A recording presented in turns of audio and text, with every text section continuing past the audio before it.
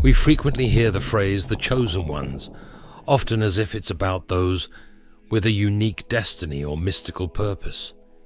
As it says in Matthew 22:14, "For many are called, but few are chosen." What does this verse really mean? What if being chosen is not something bestowed at birth? What if it is forged through unseen trials that many overlook? This isn't the stuff of legends. It's a spiritual calling. The Bible tells of people like Moses, David, and Paul, who weren't chosen because they were exceptional from the start, but because they were willing to endure trials that few could withstand. They didn't stumble into greatness.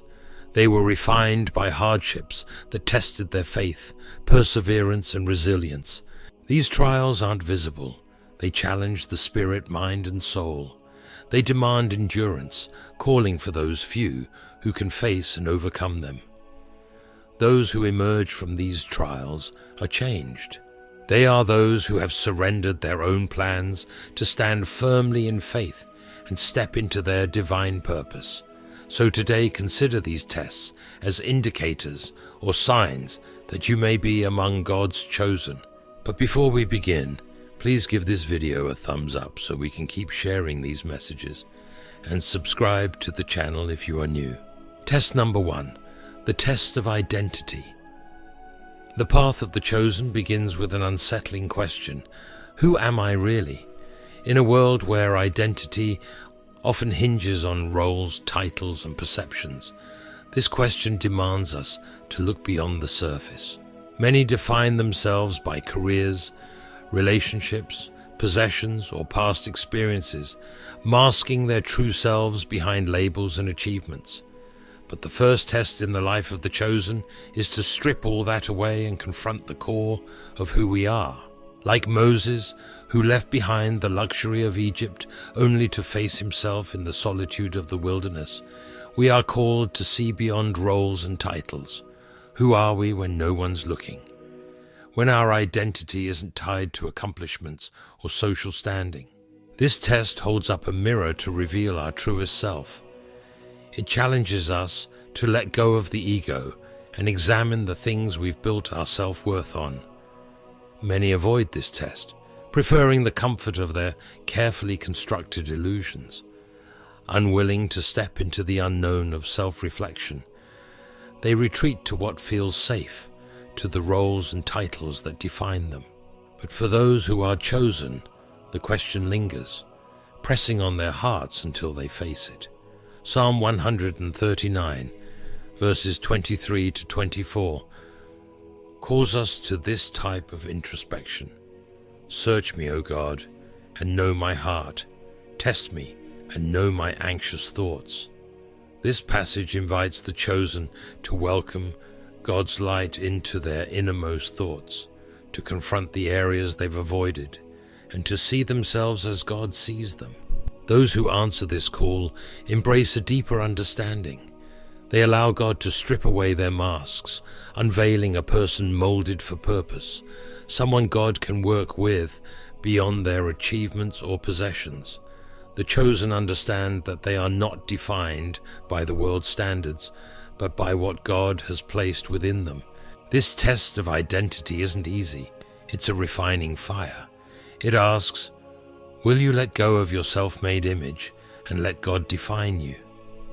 Those who walk through this fire come out with a strength and clarity that only God can impart. When we surrender to this refining process, we lay down every false label and stand as we truly are, vessels ready for divine purpose. Test number 2, the test of isolation. The second test for the chosen is one of isolation. In a world filled with constant noise, endless responsibilities, and the lure of social media, stepping back to face solitude is no easy task. But there comes a point when those who are called must separate from the clamor and confront who they truly are in the quiet. Before Jesus began his ministry, he spent 40 days in the wilderness, alone, away from all that was familiar.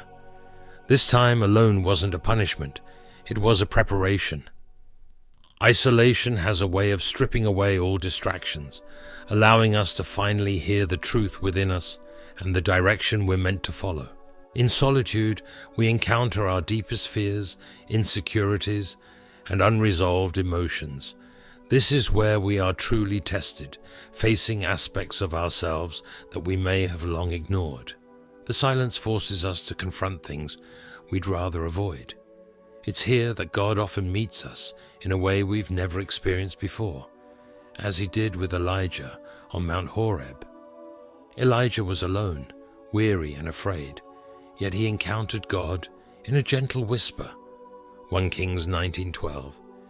It's in these quiet moments that God's voice becomes unmistakable, guiding us, comforting us, and refining us. Many shy away from isolation, fearful of what they might uncover within themselves. They prefer the comfort of constant activity and the reassurance of others' opinions. But those who are chosen know that there is strength in facing the silence. They understand that true growth requires moments away from the world's expectations and the demands of daily life.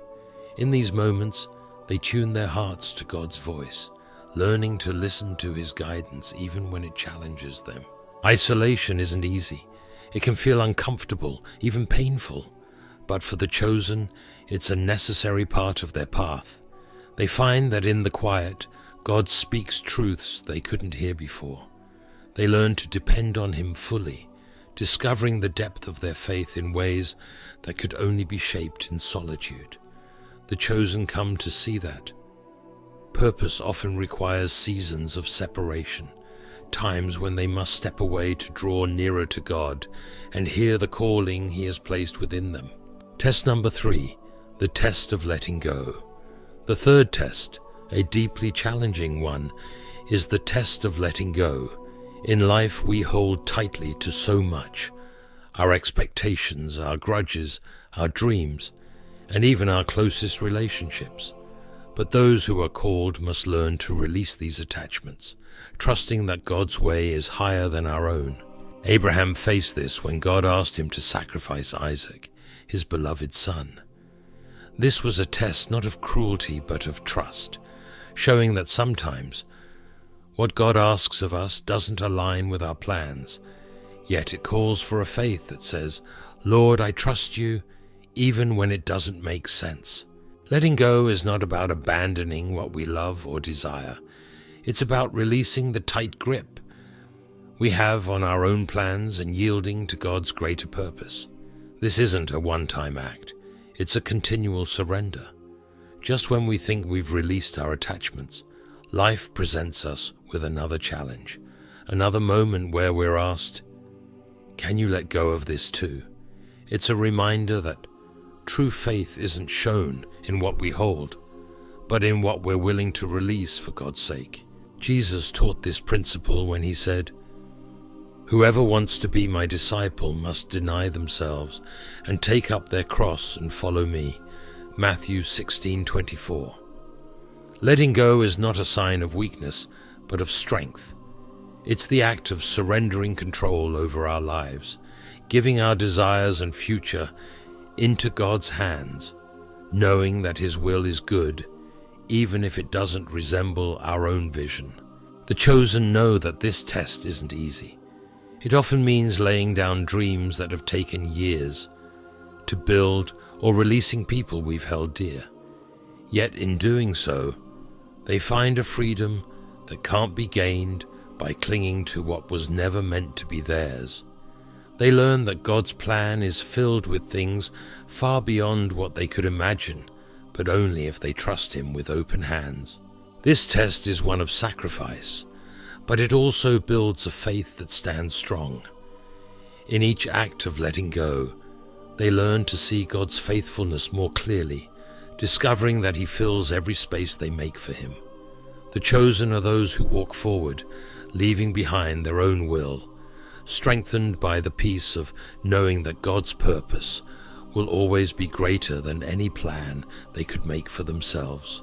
Test number 4, the dark night of the soul. The fourth test, often called the dark night of the soul, is one that has pushed even the strongest believers to their limits. It's a season marked by deep inner struggle and overwhelming hardship, where everything seems to crumble. Relationships fail, careers end, and life itself feels as if it's shrouded in darkness. But this isn't a punishment from God. Rather, it's a refining fire, a cleansing that strips away everything that doesn't belong to our true selves. Job faced this test when he lost his family, his wealth, and even his health, wrestling with hard questions about God's justice and love. In this dark season, God isn't withdrawing his love. Instead, he's removing the superficial layers we've built around ourselves, allowing what's real and unshakable to emerge. The chosen understand that this darkness won't last forever, and even when they can't sense God's presence, they cling to the truth that he is still there, working within the silence. As Psalm 23:4 declares, "Even though I walk through the darkest valley, I will fear no evil, for you are with me." It's a reminder that his hand is steady, guiding them through. This test strips away false comforts and empty securities, leaving only what's real. The chosen must stand firm in faith, even when they have more questions than answers. They endure a silence that feels heavy, where God's voice seems distant, yet they remain because they know that there is a purpose to this season. It's in these moments that they come to see the strength God has placed within them, a light that shines even in the midst of their deepest struggles. For those who endure, the dark night becomes a passageway to a clearer vision of God and a purer sense of purpose. They emerge not just with answers, but with a heart that trusts beyond what is seen or felt. This is where the chosen are shaped, not by comfort, but by faith that holds steady in the midst of trials. They understand that this process is making room for God's light to fill them in a way they couldn't have imagined before. The chosen come out of this test knowing that the darkness served a purpose, that in the quiet, God was refining their spirits, making them vessels ready for his call. Test number 5, the test of faith. In the dark night of the soul, we're called to live by faith, not by sight. This 5th test asks us to place unwavering trust, not only in God, but also in the purpose set before us, a purpose we may not yet fully understand. It's a faith that stands firm in God's goodness, even when life seems overshadowed by struggles.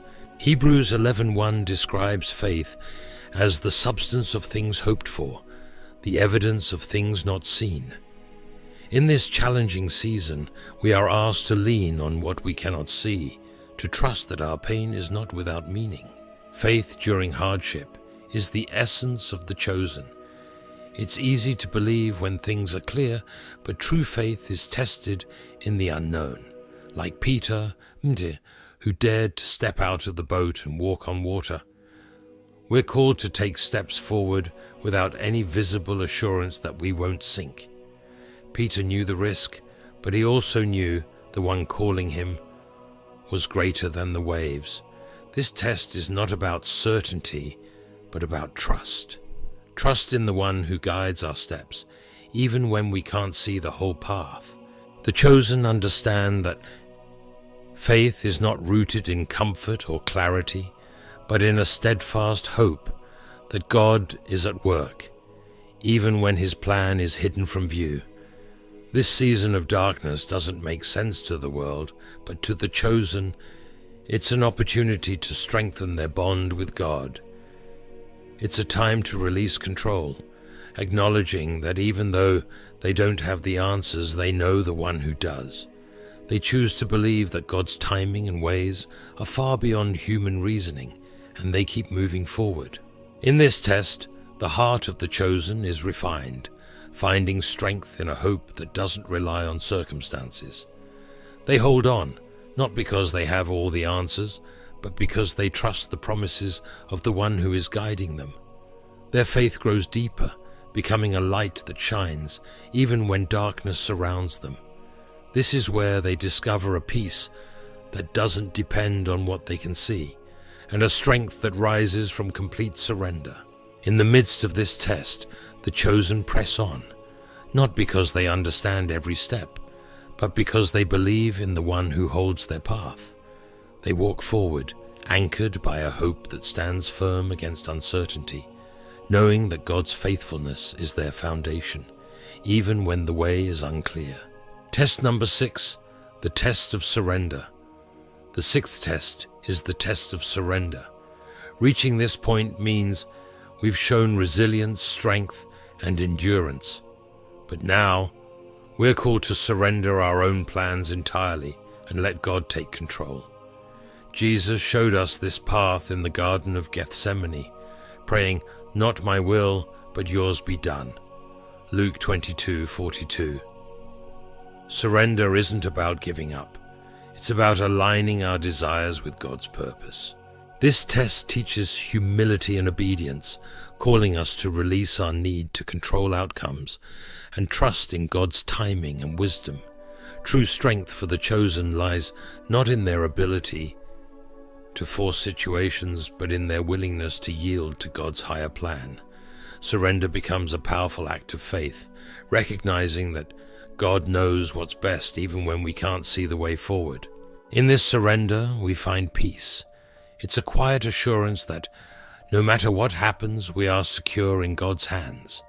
The chosen understand that surrender is not a loss, but a way to allow God to lead, finding rest in His perfect wisdom.